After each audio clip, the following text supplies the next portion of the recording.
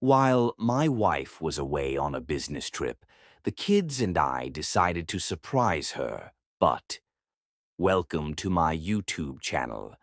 I'm Gracias Gold. Please, before we dive into the story, kindly drop your location in the comment, letting me know where you're watching from. I love you. In a small, quiet town, a mother had to go on a work trip to a big city called Boston. She would be gone for 7 days.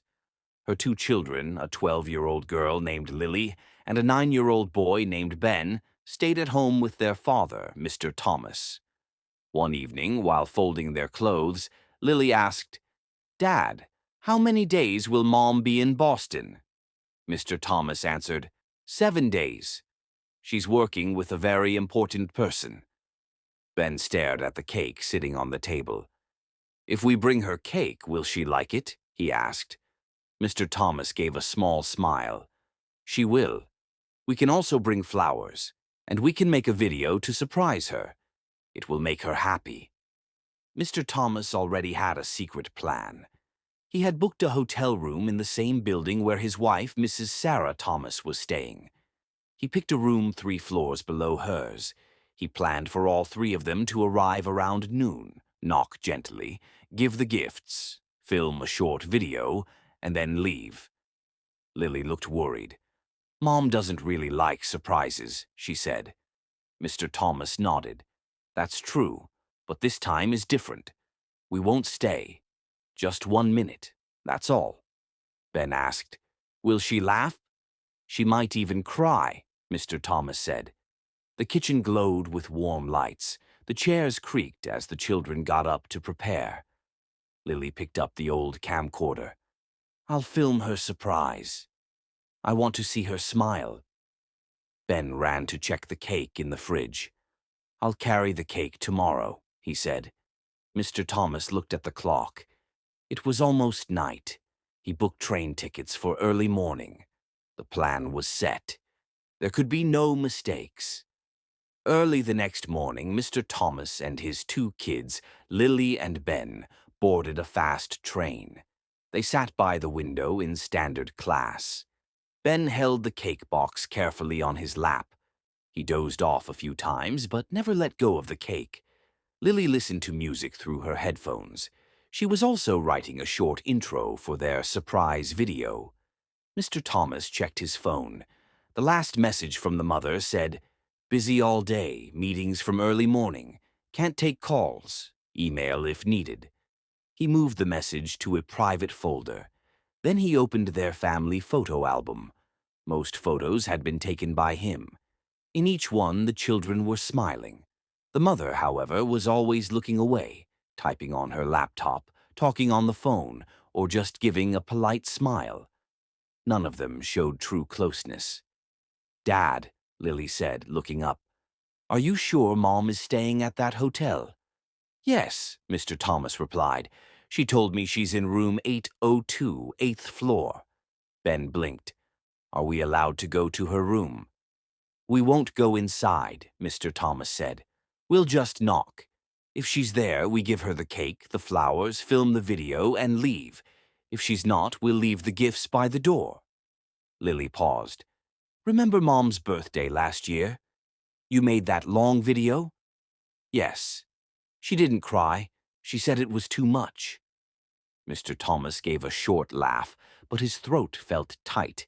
Outside the train window, fields passed by like blurry waves. A strange feeling sat in his chest, like something important was slipping away. They arrived in Boston around noon. A taxi brought them to the hotel, a tall glass building with 12 floors. At the front desk, a young man named Ryan greeted them. Mr. Thomas said, "It's my wife's birthday. We're here to surprise her." Ryan checked the computer. "Yes, Miss Sarah Thomas is in room 802. I'll book room 805 for you, just down the hall." "Thank you," said Mr. Thomas. Ryan gave them the key. His eyes lingered on the family for a moment. He didn't say anything more. Room 805 was neat and quiet. Sunlight filled the space. Lily laid the bouquet of flowers on the table. Ben held the cake tightly. "Should I start recording in the hallway?" Lily asked. "Yes," Mr. Thomas said. "Film as we walk toward her door. Just don't scare her." Ben snapped a photo of the flowers with his phone. Mr. Thomas checked everything one last time. "Ready?" he asked. Both kids nodded. The hallway on the 8th floor was quiet and softly lit. Lily walked ahead, holding the camera. Her hands shook a little, but she stayed focused. Ben followed, carrying the cake like a treasure. Mr. Thomas walked behind them, watching the room numbers. Room 802. The door was open just a little. A thin light came from inside. "Dad," Lily whispered, "the door isn't closed." Mr. Thomas stopped. His mind raced. Maybe she forgot to lock it. Maybe she was sleeping. Or maybe someone else was inside. He whispered, "We'll knock gently." Lily handed him the camera. "You film. If Mom sees me filming, she'll be shy." He nodded and turned the camera to silent mode. Then he knocked softly. Once, twice, 3 times. No answer. He carefully turned the handle. The door opened slowly. Inside, the room looked calm, but something felt wrong. A soft lamp was glowing. The bedsheets were messy. A pair of men's leather shoes, not Mr. Thomas's, sat near the window. A strong, unfamiliar smell filled the room. On the bed, the mother was sleeping. Her upper body was uncovered. Her arm was wrapped around a man who was also asleep. The blanket had fallen down. They were both naked. Lily gasped. "Mom!" The mother did not wake. The man had short, dark hair and strong shoulders. He was not part of their family. Ben asked, "Who is that man, Dad?" "Why is Mom hugging him?" Mr. Thomas said nothing. He stared, frozen. He turned slowly and guided the children away. He didn't speak. He didn't shout. No one cried out. Lily looked down, tears in her eyes. She hugged Ben, who was shaking. The cake box was still in his hands, frosting melting. Mr. Thomas gently closed the door to room 802. The camera was still recording. Down in the hotel lobby, Ryan, the front desk worker, saw the family return. "We won't be staying," Mr. Thomas said quietly. "Is everything all right, sir?" Ryan asked. Mr. Thomas shook his head. "Just a change of plans." Ryan didn't ask more. He called a taxi. Lily kept her head low, holding the camera tightly. Ben stared at the cake. A crack ran through the frosting. No one spoke. No one blamed the mother. But inside, something deep had broken, and it could not be fixed. On the train ride home, silence filled the air. Lily didn't put on her headphones. Ben didn't ask any more questions. Mr. Thomas sat still, staring at nothing. He looked like an ordinary man with his children. But no one on the train knew what had happened. Ben finally whispered, "Who was that man, Dad?" Mr. Thomas answered softly, "I don't know. Maybe a co-worker." "Then why was Mom hugging him the way she hugs you on your birthday?" Ben asked again. "Be quiet, Ben," Lily said quickly. Ben looked down. Mr. Thomas said nothing. He kept looking out the window. Dark clouds began to form in the sky. Something had changed. Something could never return to the way it was. When they reached home, Mr. Thomas told the children to wash up and rest. He sat at his desk. He connected the camera to his computer. The video was there. It was clear. It was real. He didn't watch it again. He copied it to a USB drive. He put the USB into an envelope and wrote, "To Sarah, thank you for everything." The next morning, Mr. Thomas made breakfast. Just milk and cereal. Lily ate silently. Ben didn't say a word. Later that day, Mr. Thomas drove them to their grandmother's house. He spoke to the children gently. "I'll be back soon," Lily nodded, but her eyes held suspicion. That afternoon, Mr. Thomas returned home alone. The house felt empty. Family pictures on the wall stared down at him. He placed the envelope on the table. An hour later, his phone rang. It was his mother. He didn't answer. 10 minutes after that, loud banging came from the door. "Open the door," Sarah shouted. "Are you insane? You broke into my hotel room and brought the kids. Are you trying to lose custody?" Mr. Thomas stood silently behind the door. "No more games," she said. Her heels clacked as she walked away. Only silence remained. The next day, the doorbell rang again. Then came louder knocking. "Police, open the door." Mr. Thomas opened it. A tall officer with a name tag that read Officer Clark stood there. "Are you Mr. Thomas?" "Yes. I have a court summon. Your wife, Sarah Thomas, filed a complaint. You need to come with us." "What kind of complaint?" Mr. Thomas asked. The officer handed him a folder. Inside were words: infidelity, emotional abuse of minors, workplace misconduct. "This can't be real," said Mr. Thomas. "We're just doing our job. Come with us."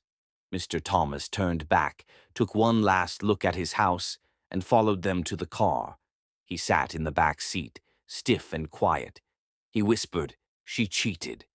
I have proof. I recorded it." "Be careful," the officer warned. "This may go on record." Mr. Thomas clenched his fists. He had the truth, but now he was the one being accused. The room was small, cold, bright lights above. Mr. Thomas sat with his lawyer, Ms. Anna Reed. She looked at the files. "It doesn't look good," she said. Mr. Thomas said, "I didn't do anything wrong." She showed him photos, emails, and messages. His wife had accused him of cheating with a woman named Laura Jenkins. "There are pictures of you with her." "There are text messages," Anna said. "I didn't send those. They're fake." "Edited," said Mr. Thomas. "I believe you," Anna replied, "but the court only sees what's in front of them." "What about the video?" Mr. Thomas asked. "I left it for Sarah." "You gave the proof to the other side?" "Why will you do that?" Anna asked. "I wasn't thinking clearly." "We have to hope she didn't destroy it." The next day they went to court. The judge, Miss Brooks, sat at the front. The mother, Sarah, was there too. She looked calm and professional. Her lawyer, Mr. White, sat beside her. Judge Brooks said, "This case is about custody of 2 children. Mrs. Sarah Thomas accuses Mr. Thomas of infidelity, emotional harm, and work issues. We begin with her statement." Sarah stood. She pretended to cry. "I never wanted this. But I have to protect my children," she said. "He brought the kids to my hotel room, filmed lies, threatened me. He's been cheating for a year." Mr. Thomas shouted, "She's lying." The judge hit the gavel. "Quiet or you will be removed." Sarah continued, "My children are scared of him. I'm asking for full custody." Her lawyer submitted screenshots, audio clips, and a fake photo of Mr. Thomas hugging another woman. Anna leaned over. "We can't fight this now. She gave the judge fake evidence before us." Mr. Thomas whispered, "She has the real video." "Why isn't anyone using it?" The judge made a ruling. Custody goes to the mother for now. 3 months. The children need emotional safety. Bank accounts were frozen. Mr. Thomas shouted again, "No, I didn't do anything. I'm not the one who cheated." Sarah stayed silent, but her lips curved into a small smile. After the hearing, Mr. Thomas sat outside the courtroom on a cold bench. His lawyer, Anna Reed, sat beside him. "I'll file an appeal," she said, "but it could take weeks." Mr. Thomas didn't look up. Anna said gently, "If she has media power, people already believe her story." Mr. Thomas gave a short, bitter laugh. "I have the truth, and I'm the one they're calling a criminal." His phone rang. It was his mother, Mrs. Green. "Lily won't eat. Ben keeps asking when you're coming back." "I can't come tonight," Mr. Thomas replied. "Just hold them close." His mother hesitated. "Sarah is coming tomorrow. She has a court order to take the children." Mr. Thomas's voice grew firm. "Don't let her. Even if she brings the police, if you hand them over, I won't forgive you." Mrs. Green was silent. That night, Mr. Thomas walked back home slowly. The front door was slightly open, as if life itself had walked out. He entered the living room. The wedding photo still hung on the wall. He lifted his hand to take it down, but stopped. There was no point. The truth wasn't in the picture. It was deeper. 2 days later, Anna arrived at Mr. Thomas's house with a laptop and a thick folder. "There's something important," she said. Mr. Thomas, pale and tired, barely looked up. "If it's more fake photos, don't bother." Anna opened the file. "It's not fake. It's a message. From Evan." "Evan?" Mr. Thomas sat up. "The man in the hotel room?" "Yes.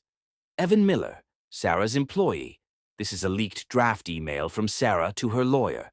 Listen closely." Anna read aloud. "I need Evan to play along. He doesn't need to know everything. Tell him it's for separating from a toxic husband. If needed, give him a bonus." Mr. Thomas stared at the paper. "She planned the whole thing." Anna nodded. "We also found company records. Sarah gave Evan a sudden raise, right after their secret meeting." Mr. Thomas stood. "I need to see Evan. I want to look him in the eye." "Don't go alone," Anna warned. "I won't hurt him. I just want the truth." Mr. Thomas went to Green Living Foods, where Sarah worked. The receptionist stopped him. "No visitors without an appointment." "I'm her husband." She froze. "Evan is in the third-floor meeting room." Mr. Thomas went upstairs. He found Evan alone, standing by a projector. Evan jumped. I didn't know you'd come." "We need to talk," Mr. Thomas said calmly. "I'm in a meeting. There's no one here but us. Sit down." "Tell me about Boston." Evan went pale. "I just did what I was told. You pretended to sleep in bed with my wife while my kids walked in. I thought it was just acting. Sarah said it was to help her separate from you. She never said you'd be filming. How much did she pay you?" "Just a bonus and a promise for a full-time contract. I sent money to my mom. I lost custody. I got suspended. My name is ruined." "I'm sorry," Evan said. "I didn't know it would go this far." "Don't be sorry. Testify." "What?" "Tell the court. Speak the truth. If you still have a conscience." Evan shook his head. "If I do that, she'll destroy me, fire me. Maybe worse. She might also drag you into jail for helping her fake evidence. But if you testify, I'll ask the court to protect you." Evan sat in silence. Finally, he whispered, "Give me time." That evening, Mr. Thomas got a call. "The kids are gone," his mother said. "Sarah came with the court order. I couldn't stop her."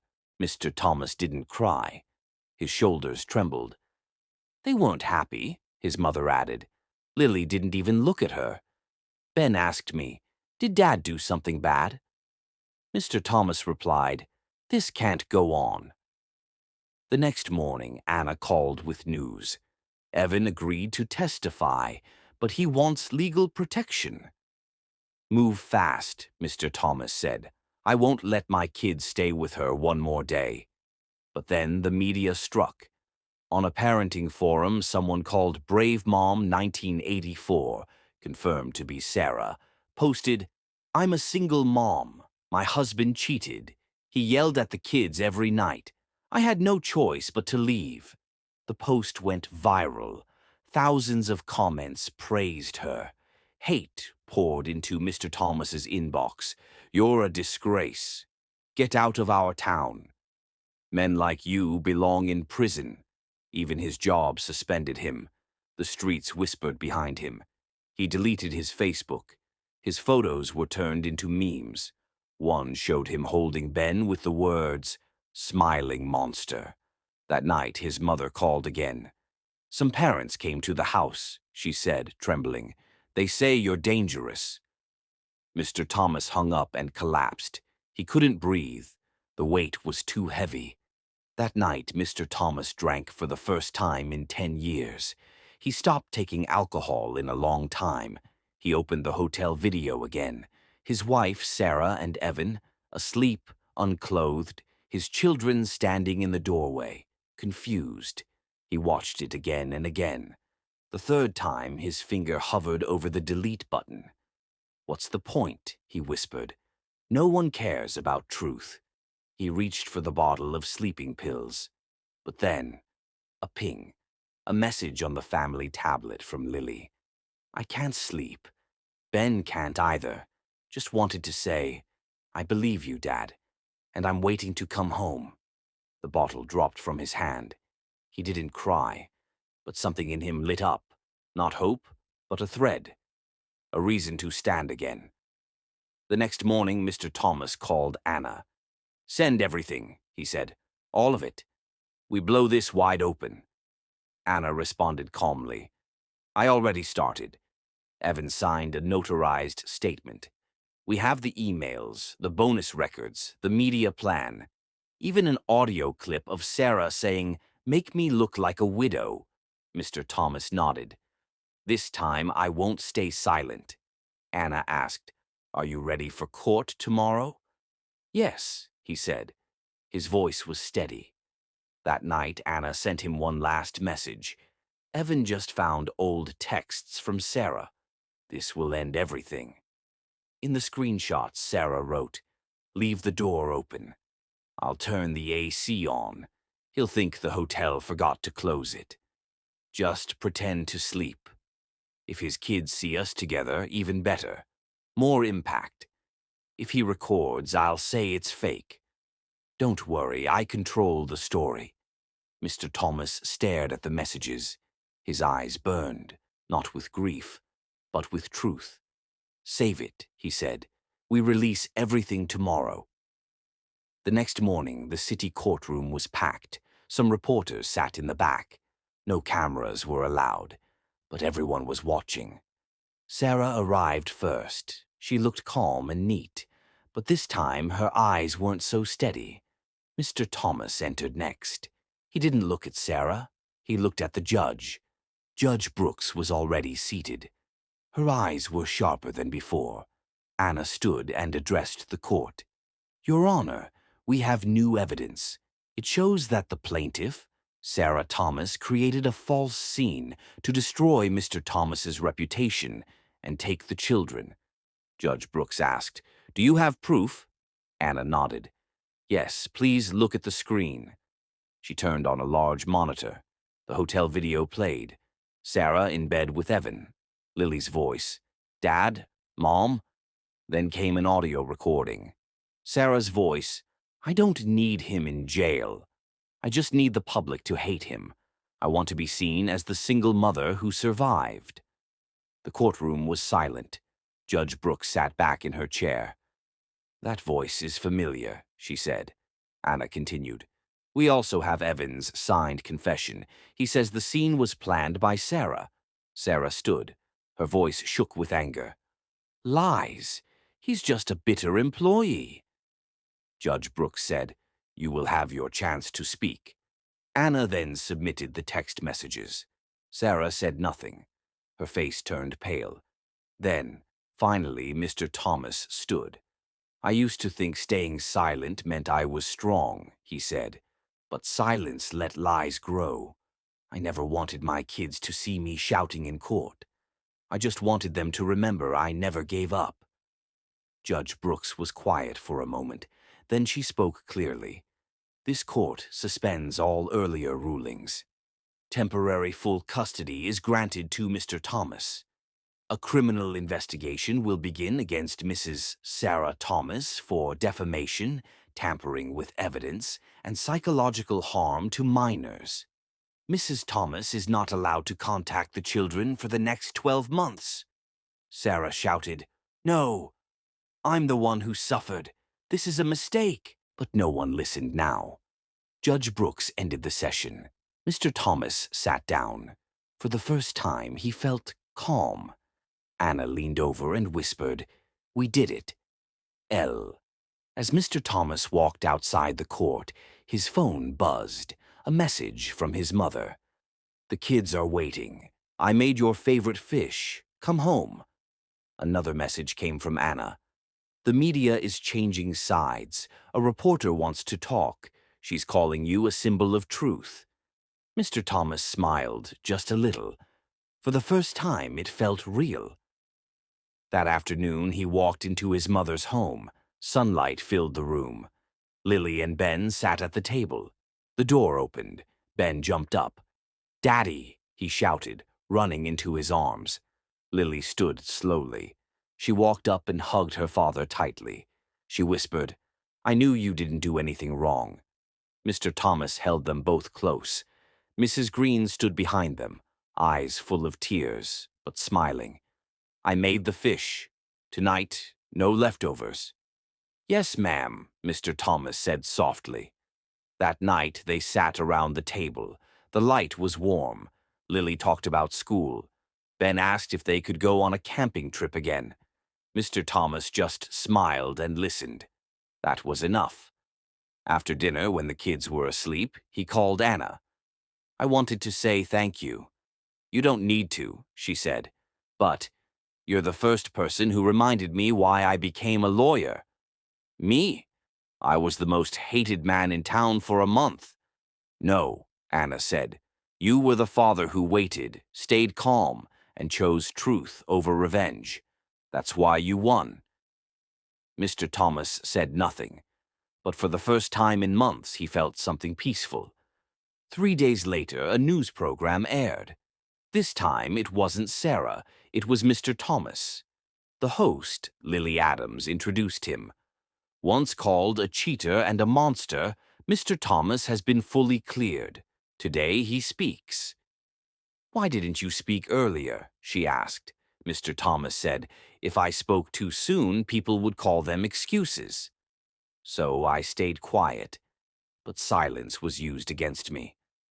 "Do you hate the person who tried to destroy you?" Mr. Thomas replied, "I don't seek revenge. I just want to live honestly and be a good example for my children." That one sentence was shared everywhere. Sarah was now under investigation for lies, fake evidence, and media manipulation. Evan was given legal protection for telling the truth. The Child Protection Office advised therapy for Lily and Ben. At first, Mr. Thomas was unsure, but later he agreed. Healing was part of love. At the first session, the therapist smiled kindly. "You must be Mr. Thomas. Welcome," Lily whispered. "She looks like a fairy doctor." Mr. Thomas smiled. All three laughed, not politely, but from the heart. 1 month later, Mr. Thomas's old job invited him back. He politely said no. "I'm helping parents now, parents who lost their children because of lies. That's my new job." That night in the kitchen, he made stir-fried broccoli and pork, Lily's favorite. Ben looked through his old toys. The old family photo still hung on the wall, but now it didn't hurt to look at it, because now new memories were being made. Real ones. Ben ran over. "Dad, we have story day tomorrow. Can I tell a story about you?" "What story?" "That you're a hero, but without a cape." Lily added, "Without powers, too. Just someone who never gave up." Mr. Thomas hugged them both. "That's okay with me." No one feared surprises anymore, because peace had returned. The lesson: truth can be hidden. Justice can take time. But if you hold on with calm, clarity, and love, even an ordinary parent can become a true hero. Thank you so much for watching. If you haven't subscribed, please click on that subscribe button now. Turn on the notifications, so whenever I post more interesting stories, you'll be the first to get them. I really appreciate you. I do not take your support for granted. See you in my next video. Bye.